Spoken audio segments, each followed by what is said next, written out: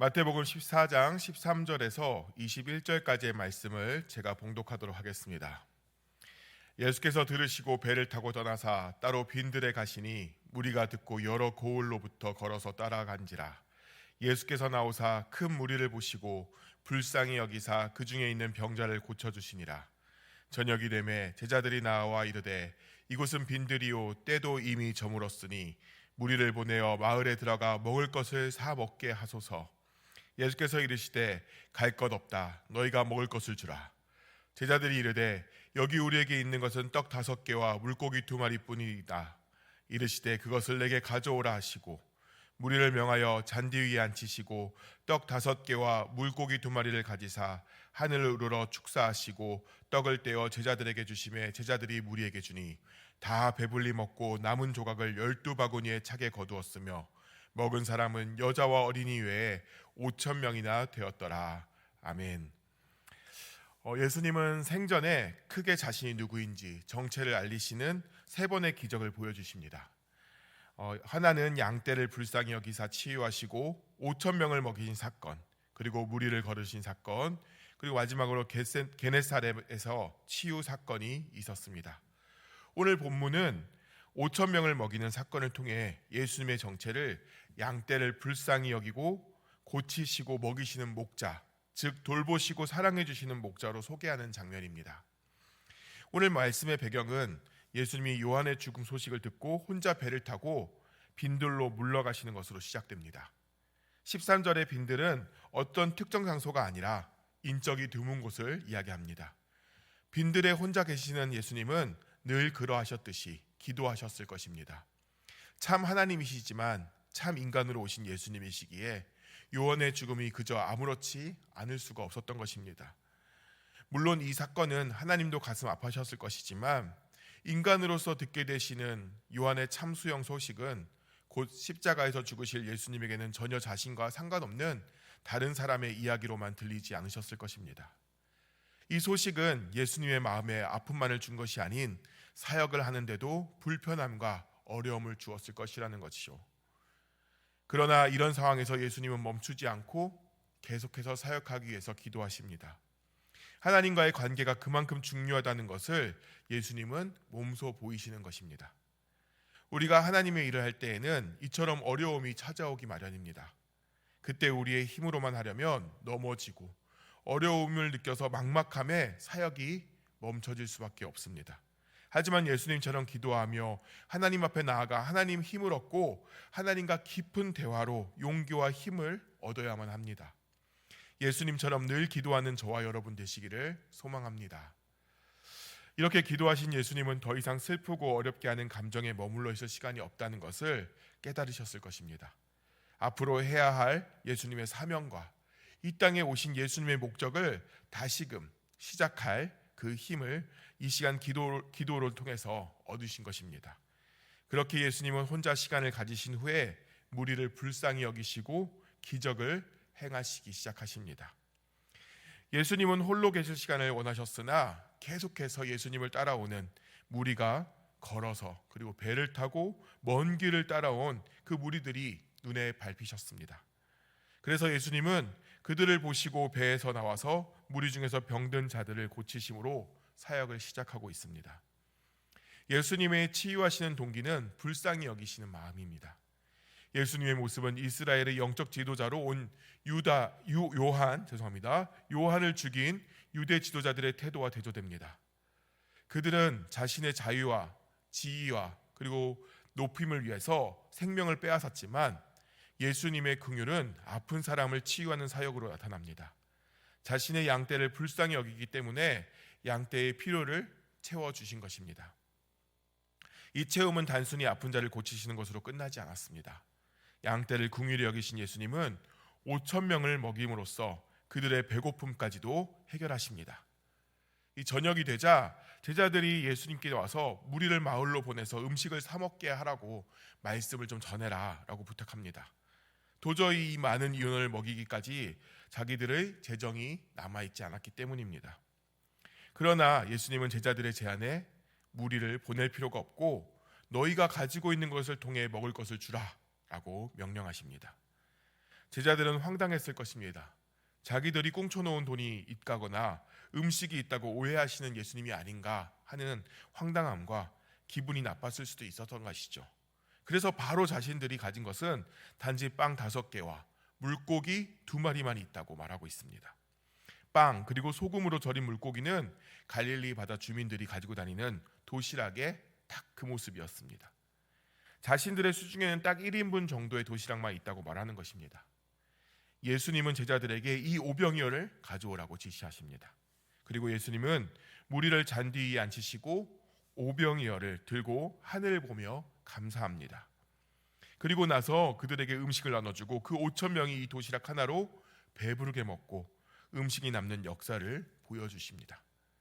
성경은 모든 사람이 배불리 먹고 남은 조각이 12바구니에 찼다고 말씀하고 있습니다. 여자와 어린이를 제외한 사람만 5천 명이었을 정도로 많은 사람이었는데 배부르게 먹고 이만큼 남았다는 것입니다. 예수님이 빈들에서 5천 명을 먹이신 사건은 성경에 있는 여러 사건들을 떠오르게 합니다. 먼저 이집트에서 해방된 백성이 광야에서 하나님이 내려주신 음식을 먹었던 장면을 떠오르게 하지 않습니까? 음식을 먹는 무리들도 조상들이 경험한 출애굽 사건을 떠올렸을 것입니다. 이스라엘 백성은 광야에서 하나님이 주시는 음식을 먹고 배부르게 지냈습니다. 그것을 자신들도 이젠 갈릴리 바다 광야에서 똑같이 경험하고 있다는 것을 먹으면서 떠오르게 되었을 것이라는 것이죠. 또한 무리가 만족할 만큼 먹고도 빵이 남은 이 장면은 엘리야가 무리를 먹인 사건과 비슷함을 떠오르게 합니다. 이런 점에서 5천 명을 먹이신 이 사건은 우리에게도 몇 가지 의미를 떠오르게 하고 있는 역할을 합니다. 첫 번째로는 오병이어 사건은 주의 만찬을 예고하는 사건이라는 것입니다. 마태는 5천 명을 먹인 기적과 주의 만찬을 같은 표현으로 연결하고 있습니다.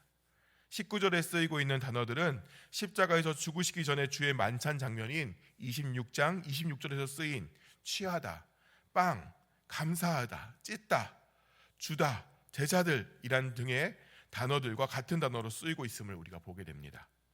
오병이어 사건에서 예수님은 빵을 취하셨고 주의 만찬에서도 빵을 취하셨습니다. 갑자기 웬 주의 만찬이냐라고 말할 수도 있겠지만 오병이어 사건과 주의 만찬을 연결하는 이유는 이 만찬은 단순히 주님의 죽으심을 상징하는 것 같이 침울한 사건이나 교인들에게 두려움을 심는 사건이 아니라 아버지 나라의 즐길 감격에 미리 참여하는 사건임을 말해주고 있기 때문입니다. 이 두 번째로 5천 명이 먹은 사건은 메시아를 통해 시작되는 하늘나라의 특징을 보여줍니다. 헤롯의 사치스러운 잔치는 의인을 죽이는 결과를 낳았으나 메시아, 우리 예수님께서 준비하신 이 빈들의 소박한 만찬은 사람들을 만족시킵니다. 하나님이 자기 백성을 풍성하게 먹이시는 것은 이스라엘이 소망한 잔치였습니다. 배고픔은 인간을 우울하게 만드는 가장 큰 하나의 요인입니다. 무엇보다 식민 통치와 포갑 정치로 궁핍을 피할 수 없는 이 광야의 백성들에게 배고픔은 더욱 처절한 현실이었습니다. 예수님은 넓은 광야를 만찬의 자리로 바꿔서 수많은 백성의 배고픔을 해결해 주신 사건이었던 것을 우리에게 알려주시는 것이죠. 셋째로는 본문은 예수님의 절대 권위를 강조하고 있습니다. 5천 명을 먹이신 사건의 초점은 예수님의 긍휼과 능력을 통한 기적입니다. 하늘나라의 기적은 사람들이 만드는 것이 아니라 예수님이 마련하신 것이었습니다.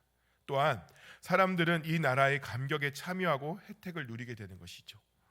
예수님은 인생의 실제 문제를 해결하실 수 있습니다. 예수님은 제자들을 향해 무리에게 먹을 것을 주라고 명령하셨습니다. 이는 예수님의 권위 있는 명령이셨습니다. 현실에서도 예수님은 교회의 손을 사용해서 어려운 처지에 놓인 사람들을 도와주고자 하십니다. 이 명령에는 우리의 재정을 먼저 생각할 것이 아니라 예수님이 하실 것을 기대하며 순종하는 모습을 보이는 것이 우리 교회가 해야 할 일이라는 것을 다시 한번 떠오르게 하는 장면이라고 할 수 있는 것이죠. 넷째로는 예수님이 제자들을 적극 참여시킨 것에 의미가 있다는 것을 우리는 잘 기억해야 합니다. 예수님은 제자들도 무리를 불쌍히 여기고 그들에 대한 책임감을 갖도록 하신 것이었습니다. 이처럼 예수님은 교회가 사람들의 척박한 처지와 경제적 궁핍에 관심을 두기를 원하십니다. 교회는 어려움을 겪는 사람들의 실제 필요를 채우는 일에 긍휼의 마음을 가지고 참여해야만 합니다. 물론 물질적인 것으로 사람을 도울 때 부작용이 생길 수는 있습니다. 그럼에도 불구하고 교회는 경제적인 문제로 지치고 수고하는 사람들의 마음을 외면하지 말아야만 할 것입니다. 이 처음 말씀드렸다시피 오늘 본문의 말씀은 예수님이 어떤 분이신가에 대해서 소개하는 사건입니다. 말씀을 통해 우리를 긍휼히 여기시고 넉넉하게 채우시는 목자 예수 그리스도이심을 우리는 다시금 깨닫습니다. 어떤 어려움과 궁핍과 결핍이 생길지라도 언제나 사랑으로 긍휼히 여겨주시고 채워주시는 우리 목자 예수님을 잊지 않고 살아가시는 여러분 모두가 되시기를 소망합니다. 그러나 이 예수님의 정체를 아는 것으로 우리는 끝내서는 안 됩니다. 단순히 예수님이 우리를 사랑하시고 우리를 불쌍히 여기시며 우리의 필요를 공급해 주시는 분으로 끝나서는 안 된다는 것입니다. 우리는 더 나아가서 예수님 같은 모습이 삶에서 드러나야만 합니다. 그것이 참된 예수님의 제자의 모습, 참된 그리스도인의 모습이기 때문입니다. 우리도 예수님처럼 긍휼한 마음을 가지고 세상을 바라봐야만 합니다. 그리고 어려운 자에게 손을 내밀 줄 알고 어려움을 겪는 자를 도울 줄 아는 저와 여러분 모두가 되시기를 예수님의 이름으로 축원합니다.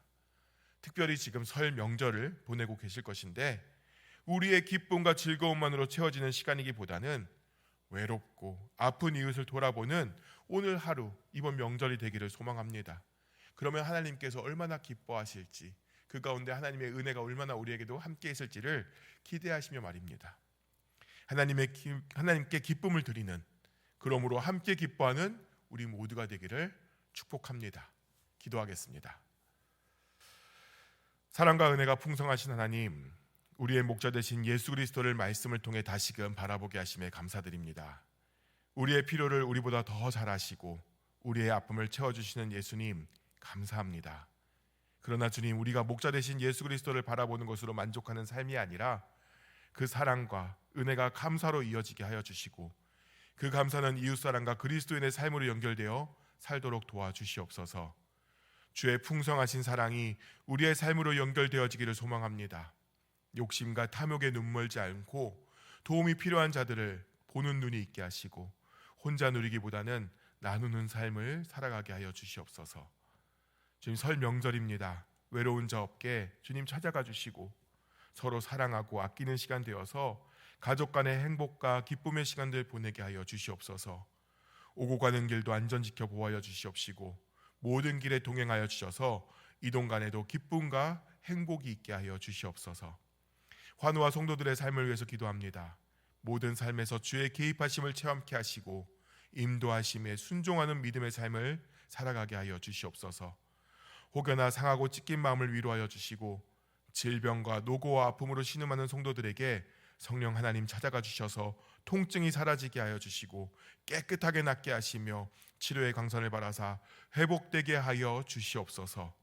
성도들의 삶을 보호하여 주시고 어려움과 힘듦이 있는 자녀들에게 주의 은혜로 영육의 평안함을 허락하여 주시옵소서. 우리의 찬양과 감사와 영광을 받으실 예수 그리스도 이름으로 기도하옵나이다. 아멘.